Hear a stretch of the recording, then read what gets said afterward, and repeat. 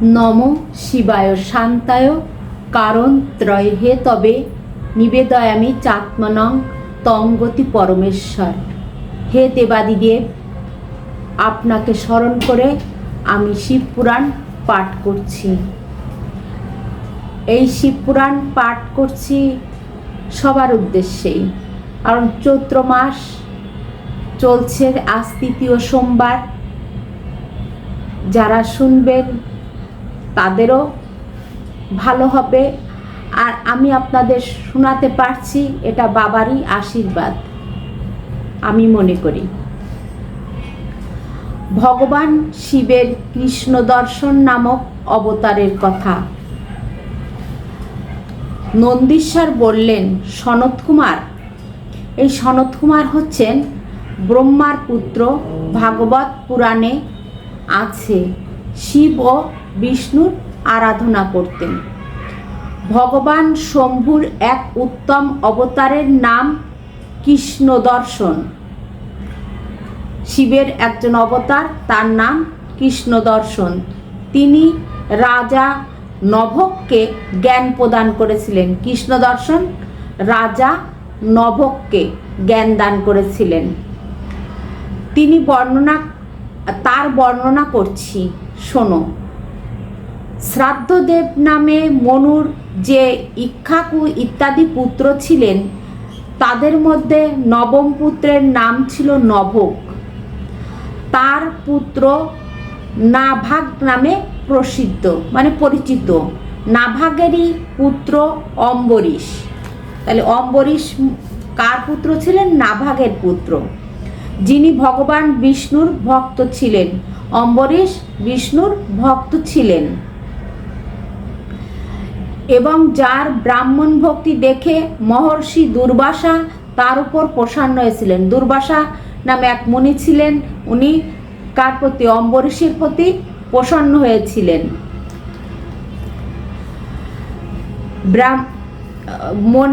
মুনে অম্বরীশের পিতামহ, যিনি হলেন নভক। অম্বরীশের পিতামহ মানে দাদু হচ্ছে নভক। তার চরিত্রের বর্ণনা শোনো। তাকেই ভগবান শিব জ্ঞান প্রদান করেছিলেন। মনুপুত্র নভক অত্যন্ত বুদ্ধিমান ছিলেন। নভক কেমন ছিলেন? বুদ্ধিমান ছিলেন। তিনি বিদ্যা লাভের জন্য দীর্ঘকাল ধরে ইন্দ্রিয় সংযম পূর্বক গুরুকুলে বাস করতেন। কে বাস করতেন? নভক। কোথায় বাস করতেন? গুরুকুলে। কেন বাস করতেন? জ্ঞান লাভের জন্য। এর মধ্যে ইক্ষ্বাকু ইত্যাদি ভাইয়েরা নভককে কোনো ভাগ না দিয়ে পিতার সম্পত্তি নিজেদের মধ্যে ভাগ করে নেয় এবং নিজের নিজের ভাগ নিয়ে উত্তমভাবে রাজ্য পালন করতে থাকেন। তারা পিতার নির্দেশেই ধন ভাগ করেছিল। কিছুকাল পরে ব্রহ্মচারী নভক গুরুকুলে সর্বাঙ্গ বেদ অধ্যয়ন করে গৃহে ফিরে আসলেন। নভক যখন গুরুকুলে ছিলেন, তার ভাইয়েরা কি করলো? বাবার জমিগুলো ভাগ করে নিজেরাই নিয়ে গেল বাবার নির্দেশে। নভক কি হলো? বাদ পড়ে গেল। এখনো যেটা হয়, এক ভাই এক ভাইকে ঠকায়। দেখেন, আমাদের পুরাণেও আছে যে ভাই ভাইকে ঠকাচ্ছে। বাস্তবেও সেটা আমরা উপলব্ধি করছি, দেখছি। এটা নতুন কোনো বিষয় না। তিনি দেখলেন সব ভাই সমস্ত সম্পত্তি ভাগ করে নিজের নিজের ভাগ নিয়েছে। তাই তিনি তখন অত্যন্ত স্নেহপূর্ণভাবে ভাগ পাওয়ার ইচ্ছা ইক্ষ্বাকু ইত্যাদি ভাইদের বললেন, ভ্রাতাগণ, আমাকে ভাগ না দিয়ে আপনারা নিজেদের মধ্যে সমস্ত ভাগ করে নিয়েছেন, সুতরাং এবার প্রসন্ন মনে আমার ভাগ দিন। আমি আমার আয় ভাগ নেবার এখানেই এসেছি। মানে নভক এসে বলতেছে যে আমি আমার ভাগটা আমাকে বুঝে দাও, আমি আমার ভাগ নেওয়ার জন্য গুরুকুল থেকে ফিরে আসছি। তখন ভাইয়েরা বললেন, সম্পত্তি ভাগ করার সময় আমরা তোমাকে ভাগ দিতে ভুলে গিয়েছিলাম। মানে ভাইকে ভাই ভুলেই গেছে যে আমার আর একটা ভাই আছে। দেখেন বিষয়টা, দেখেন। তাহলে এই সমাজে কেন হবে না? হবেই তো। আর এই হওয়া নিয়েই তো যত শত্রুতা, ভাই ভাইয়ের মুখ দেখে না, যত অশান্তি। এখন পিতাকেই তোমার ভাগ হিসাবে দিচ্ছি, কি করছে? জমির বদলে বাবারই দিয়ে দিচ্ছে যে এবার তুমি এইটাই নাও। তুমি তাকে নিয়েই নাও, এতে কোনো সংশয় নেই, এতে কোনো দ্বিধা নেই, তুমি জমি আর চেয়ে না, বাবারে নাও। খুব সুন্দর ভাগ দিয়েছে না ভাইরা? ভাইদের কথা শুনে নভক অত্যন্ত অবাক হলেন। তিনি পিতার কাছে গিয়ে বললেন, তা তো আমি বিদ্যাধানের জন্য গুরুকুলে গিয়েছিলাম, এখন আমার জমি জমা তো ভাইয়েরা নিয়েই নিয়েছে, এখন আপনাকে আমার ভাগ রূপে দিচ্ছে, এই কথা তার বাবাকে জানালেন। তাই আমি আপনার কাছে এসেছি, তাই আমি আপনার সেবার জন্য এসেছি। আপনারে এবার বাবার কাছে যে কাছে, বাবা তা এজন্যই আমি আপনার সেবার জন্য এসেছি। নভকের কথা শুনে তার পিতা অত্যন্ত অবাক হলেন। শ্রাদ্ধদেব তার পুত্র নভককে আশ্বাস দিয়ে বললেন, এবার বাবা ছেলেকে আশ্বাস দিচ্ছেন, পুত্র ভাইদের কথা বিশ্বাস করো না, তারা তোমাকে ঠকাচ্ছে। বাবাই বলতেছে যে ছেলেদের ও তোমার ভাইদের কথা বিশ্বাস করে না, তারা তোমারে ঠকাচ্ছে। আমি তোমার পক্ষে দায় হতে পারবো না, তবুও যদি সেই বঞ্চনাকারীরা আমাকেই দায় রূপে তোমাকে অর্পণ করে থাকে, তাহলে আমি তোমার জীবিকার এক উপায় বলছি, শোনো।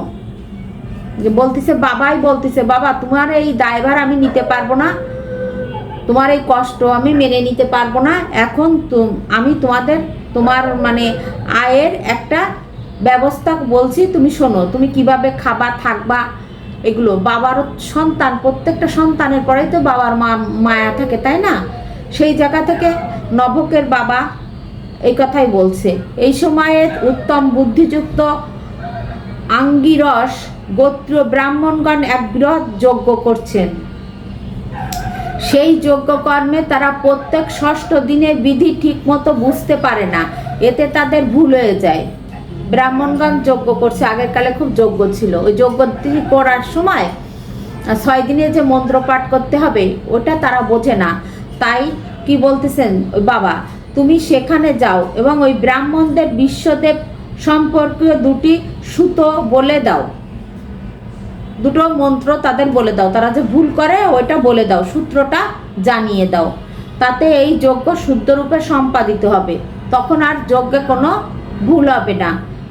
সেই যজ্ঞ সমাপ্ত হলে ওই ব্রাহ্মণেরা সন্তুষ্ট হয়ে স্বর্গে গমনকালে যজ্ঞ থেকে উদ্ধৃত যে সম্পদ পাবে ওগুলো সব তোমাকেই দিয়ে দেবে। পিতার কথা শুনে সত্যবাদী নভক অত্যন্ত প্রসন্ন হয়ে আনন্দের সাথে সেই ব্রাহ্মণদের কাছে ছুটে গেল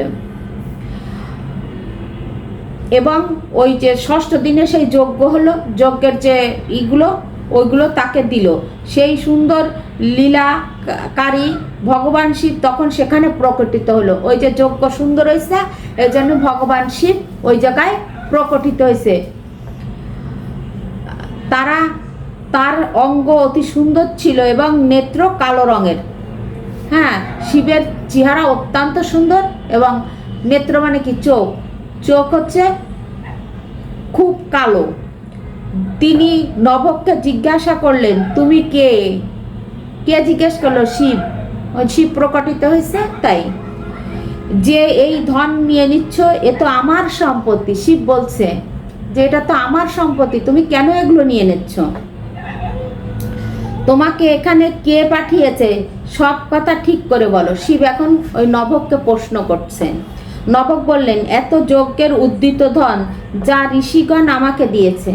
ওই যে ঋষির যজ্ঞ করছিল ব্রাহ্মণেরা, ওই যজ্ঞ সুসম্পন্ন করে দিল, তাই ওই ধন দিয়ে দিছিল। তাই তখন ওই শিব প্রকটিত হয়ে বলছে, এগুলো তো আমার, তুমি কেন নিচ্ছ? এখন এইসব আমার সম্পত্তি, এগুলো নিতে তুমি আমাকে কেন বাধা দিচ্ছ? নভক বলতেছেন। তখন কৃষ্ণ দর্শন শিব বললেন, মানে কৃষ্ণ রূপী যে শিব প্রকটিত হয়েছে উনি বললেন, তা তো আমাদের দুজনের এই বিতর্ক তোমার বাবার মধ্যস্থ করবেন।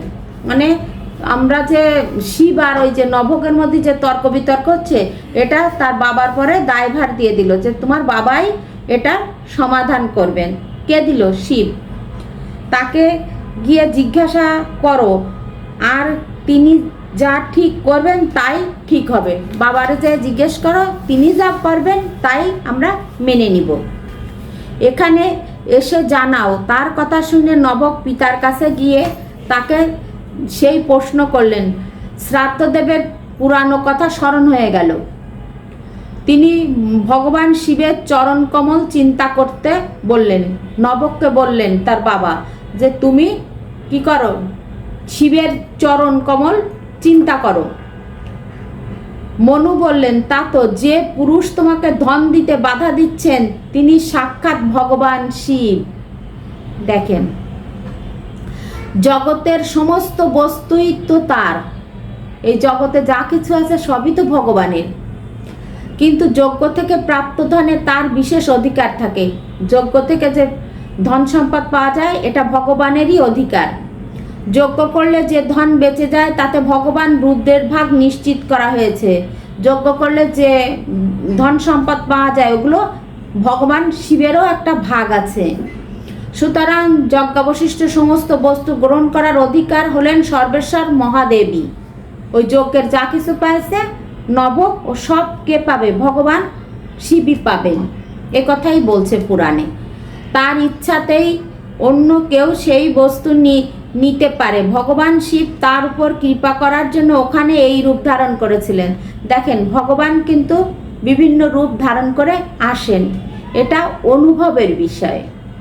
ভগবান সর্বত্রই বিরাজ করেন, সব কিছুর মধ্যেই আছেন, এটা ভক্তিভরে বুঝতে হবে। তুমি এখানে যাও এবং তাকে প্রসন্ন করো, নিজ অপরাধের জন্য ক্ষমা চাও, প্রণাম করে তার স্তুতি করো। দেখেন, পূজা পার্বণ যাই করি না কেন সব দেবদেবীর এবং ভগবান সহ সবার স্তুতি করা উচিত। স্তুতি মানে প্রশংসা, কে না প্রশংসা চায়? আমরা যে মন্ত্র পাঠ করি না ওগুলো সব ভগবানের প্রশংসা। এটা যারা সংস্কৃতে না পারেন তারা বাংলায় করবেন, নিজের মনের মতো করে করবেন। যে বলে না মনের মাধুরী মিশায়ে ভগবানের প্রশংসা করবেন, তাহলে ভগবান খুশি হবেন। ভক্তি এবং সুন্দরভাবে যদি ভগবানকে বলেন সব কথা, ভগবান সেটাই মেনে নেন এবং সব কিছুই শুভ হয়ে যায়। নবক পিতার নির্দেশে গিয়ে সেখানে ভগবানকে প্রণাম করে হাত জোড় করে বললেন, মহেশ্বর, এই সমস্ত ত্রিলোক আপনার। অর্থাৎ যজ্ঞাবশিষ্ট ধনের জন্য আর বলার কি আছে? এই পৃথিবী যখন আপনার, তাহলে আর পৃথিবীর মধ্যে যা কিছু আছে তার নিয়ে আর বলার কি থাকে বলেন? এর উপরে অবশ্যই আপনার অধিকার আছে। শিবের প্রশংসার মধ্যে, স্তুতির মধ্যে বা কি বলছেন? আমার এই কথাই বলছেন নাথ, আমি প্রকৃত কারণ না জানায় ভ্রমবশত যা কিছু বলেছি সেই অপরাধ ক্ষমা করুন। ভগবানের কাছে অপরাধ ক্ষমা চাইলে অবশ্যই ভগবান অপরাধ ক্ষমা করে দেন। এখন সকালে ঘুমের থেকে জেগে রাতে ঘুমানোর আগ পর্যন্ত যে সমস্ত ভুল ত্রুটি হয় ভগবানের কাছে ক্ষমা চেয়ে নিতে হয়। আমি আপনার চরণে মাথা রেখে প্রার্থনা করছি, আপনি আমার উপর প্রসন্ন হন। ভগবানকে খুশি হতে বললেন। কৃষ্ণ দর্শন বললেন, নভগ, তোমার পিতা যে ধর্মাকুল কথা বললেন তা ঠিকই, তুমিও সাধু স্বভাব বশত সত্য কথাই বলেছো। জানেন, সত্যের, আপনারা সবাই জানেন যে সত্যের একটা পাওয়ারই আলাদা। একটা সত্য ঢাকার জন্য 10টা মিথ্যা বলে, কিন্তু আসলে সত্য ঠিকই জাগ্রত হয়। সূর্য যেমন উদিত হয়, মেঘে আড়াল করে ফেলে, কিন্তু আবারও উদিত হয় দিনের প্রথম ভাগে, তেমনি মানুষ যতই মিথ্যা কথা বলুক ওটা প্রকাশ পাবেই। তাই তোমার উপর আমি অত্যন্ত প্রসন্ন হয়েছি। আমি কৃপাপূর্বক তোমাকে ব্রহ্মতত্ত্বের জ্ঞান প্রদান করছি। আমি এখন এই সমস্ত ধন তোমাকে দিচ্ছি, তুমি তা গ্রহণ করো। নবককে শিব সব দিয়ে দিলেন। এখন ইহলোকে নির্বিকার থেকে সুখ ভোগ করো, মানে চুপচাপ ইহলোকে তুমি সুখ ভোগ করো। অন্তকালে আমার কৃপায় তুমি সদ্গতি লাভ করবে। ভালো কাজ করলে ইহকালেও সুখ, পরকালেও সুখ। তাহলে কেন আমরা ভালো কাজ থেকে বিরত থাকবো? কেন আমরা খারাপ কাজে লিপ্ত হব সাময়িক সুখের জন্য? সাময়িক সুখ ক্ষণস্থায়ী। এটা মানে একটু মানে কি বলবো, বিদ্যুৎ চমকানোর মতো। কিন্তু আসলে এটা নিয়ে লাফালাফি করা, ঝাপাঝাপি করা ঠিক না। যতই কষ্ট আসুক, সত্যকে ধারণ করে, ধর্মকে ধারণ করে ভক্তিভরে চলা উচিত। এই বলে ভগবান রুদ্র সকলের সামনে আত্মোত্থান হলেন। ভগবান আত্মোত্থান হয়ে চলে গেলেন। সেই সঙ্গে শ্রাদ্ধদেব পুত্র নভোগের সঙ্গে নিয়ে নিজ স্থানে ফিরে এলেন। ইহলোকে বিপুল ভোগ উপভোগ করে অন্তকালে তিনি ভগবান শিবের ধামে চলে গেলেন। কিটা গেলেন? নভোগ।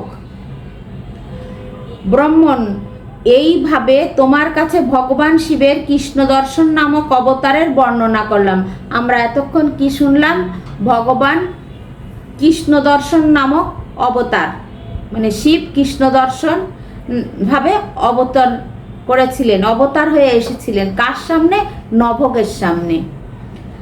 তিনি এই যিনি এই চরিত পড়েন এবং শোনেন, মানে এই শিবপুরাণের এই গল্পটা শোনেন এবং পড়েন, আমি যেমন পড়ছি আপনারা শুনছেন, তার সমস্ত মনোবাঞ্ছিত ফল লাভ হয়। তার মনে যত মানে কামনা বাসনা আছে সেগুলো পূর্ণ হয়। হর হর মহাদেব। বিশ্বের সকল প্রাণী সুখী হোক। ওং শান্তি, ওং শান্তি, ওং শান্তি।